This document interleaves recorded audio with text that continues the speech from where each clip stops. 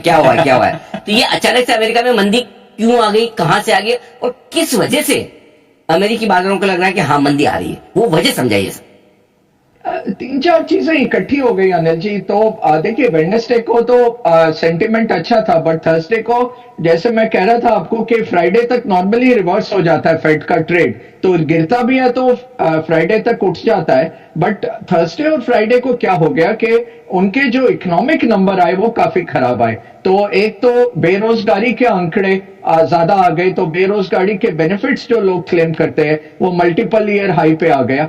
दूसरा, फिर फ्राइडे को जहां 2.25 लाख नई नौकरियों की उम्मीद थी, वहां 1,14,000 नौकरियां, नई नौकरियां जुलाई में लगने का नंबर आया। वो भी ठीक है, चलो 1 लाख से ज्यादा नौकरियां लग तो रही हैं, बट उसके सामने जो बेरोजगारी का आंकड़ा आया 4.3%। साथियों, आज भारतीय बाजार में बहुत ही बड़ी गिरावट हमें देखने को मिल रही है, जिसकी बात हमने कल भी आपको बता दी थी।